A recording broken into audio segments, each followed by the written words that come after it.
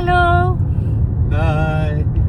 അപ്പോൾ നമ്മുടെ chicken cage കോഴിക്കോടിൻ്റെ പണിയെല്ലാം കഴിഞ്ഞ് ഞങ്ങളെല്ലാം സെറ്റാക്കി വെച്ചു.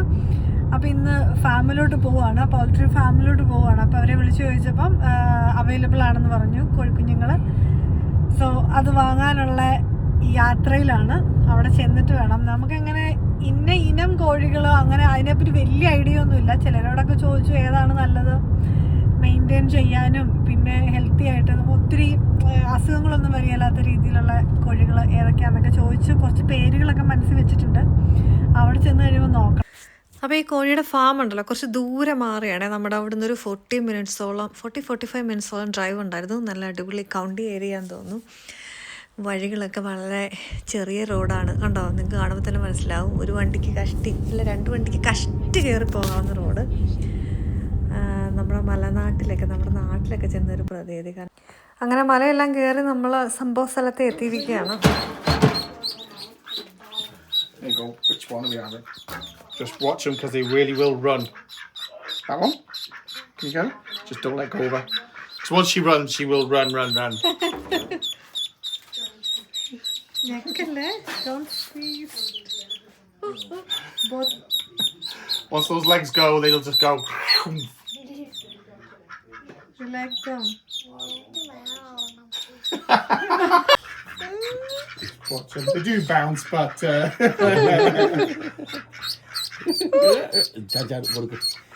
in ourselves. So all birds will think, what the hell are you doing? What's going on? Come here, babe. Like, I wouldn't be able to do... അപ്പോൾ ഇതിന് ഫീഡിങ്ങിനും വെള്ളമൊക്കെ കൊടുക്കുന്നതിനുള്ള സെറ്റപ്പാണ്. അതെല്ലാം നമുക്ക് ഇവിടെ നിന്ന് അവൈലബിൾ ആണ്. അതൊന്നും പുറത്തുനിന്ന് മേടിക്കേണ്ട ആവശ്യമില്ല.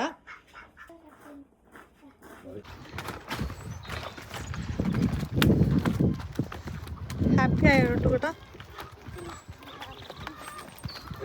അപ്പോൾ കോഴിക്കുഞ്ഞുങ്ങളെല്ലാം മേടിച്ച് ഞങ്ങൾ തിരിച്ചു പോയിക്കൊണ്ടിരിക്കുകയാണ്. വളരെ ചെറിയ റോഡാണ് കേട്ടോ, കാണുമ്പോൾ തന്നെ മനസ്സിലാവുമല്ലോ.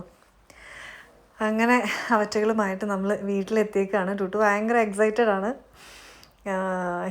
ഇത് ഇങ്ങനത്തെ ഒരു കാർഡ്ബോർഡ് ബോക്സിലാക്കി സെക്യൂർഡ് ആക്കിയിട്ടാണ് അവർ നമുക്ക് തന്നു വിട്ടത്. അതുകൊണ്ട് വണ്ടിക്കകം ഒന്നും വൃത്തികേടാവത്തില്ല. പിന്നെ 2 സൈഡിലും ഓപ്പണിംഗ് ഉള്ളതുകൊണ്ട് ഓക്കെ ആയിരുന്നു. അപ്പോൾ ഇതാണ് നമ്മുടെ അറക്കപ്പൊടി. അവിടെ നിന്ന് തന്നെ വാങ്ങിച്ചതാണ് കേട്ടോ. 6 പൗണ്ടോ അങ്ങാണ്ടേ ആയുള്ളൂ.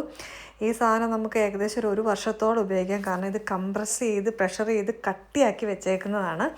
അപ്പോൾ ഒരു ഉണ്ടോ ഇങ്ങനെ വാരി ഇച്ചിരി ആയിട്ട് ഇട്ട് കൊടുത്താൽ മതി. അതിപ്പോൾ എല്ലാ ദിവസവും ചേഞ്ച് ചെയ്യേണ്ട ആവശ്യമില്ല. വൺസ് അറക്കപ്പൊടി മൊത്തത്തിൽ മാറ്റിയിട്ടാൽ മതി. അങ്ങനെ അത് മാറ്റി നമ്മൾ സ്റ്റോർ ചെയ്ത് വെക്കുകയാണെങ്കിൽ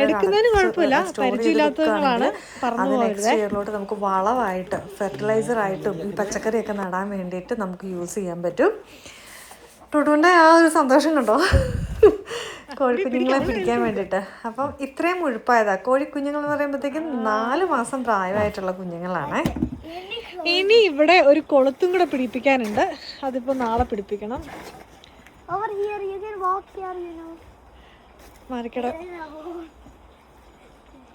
അപ്പോൾ ഇവിടെ നിന്ന് ഇതുങ്ങൾക്ക് ഫ്രീ ആയിട്ട് ഇറങ്ങാനും കയറാനുമുള്ള സ്പേസ് ഉണ്ട്. ഫ്രീ റേഞ്ച് ആയിട്ടുണ്ട്. 16 വീക്സ് കഴിഞ്ഞു. ഇപ്പോൾ ഫ്രീ റേഞ്ച് കോഴികളാണ്. അത് നമുക്കിങ്ങനെ ഫീൽഡിൽ കൂടെ നടക്കാം. അപ്പം നമ്മുടെ മുറ്റത്തിന് സ്പേസ് ഒട്ടും പോയിട്ടില്ല. കാരണം അങ്ങനെ ഒരു കോർണറിൽ അങ്ങനെ ഒരു സ്ഥലം കിടപ്പുണ്ടായിരുന്നു മുറ്റത്തിൻ്റെ പണിയെല്ലാം കഴിഞ്ഞപ്പോൾ. അപ്പോൾ വേണ്ടേ ഇത്രയും ഓപ്പൺ സ്പേസും കൊടുക്കാൻ പറ്റി. കോഴിക്കുഞ്ഞുങ്ങൾക്ക് കിടക്കാനൊരു വീടുമായി.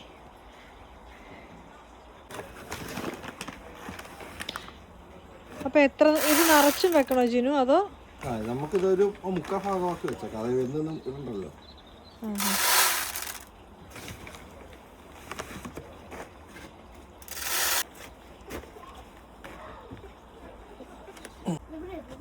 അപ്പോൾ തന്നെ ഹൈഡ്രേഷന് വേണ്ടിയിട്ടുള്ള സെറ്റപ്പ് ഞങ്ങൾ അവിടെ നിന്ന് തന്നെ വാങ്ങിച്ചതാണ്. വെളിയിൽ നടക്കുന്നിടത്താണ് സെറ്റ് ചെയ്തേക്കുന്നത്. അത് നിങ്ങൾക്ക് വെള്ളം വേണ്ടപ്പോൾ ഇവിടുന്ന് ഇങ്ങനെ ഇറങ്ങി വന്ന് എടുത്ത് കുടിച്ചോളൂ. ഈ കാണുന്ന സ്പേസിലോട്ട് തൽക്കാലം ഇപ്പം ഞാൻ ഈ പൊടി കയറ്റി വെക്കുകയാണ്. ഞങ്ങൾക്കിനി അതൊന്ന് കവർ ചെയ്യണം. തടി വെച്ച് അടിച്ചൊരു കവറും കൂടെ പിടിപ്പിക്കേണ്ടതുണ്ട്.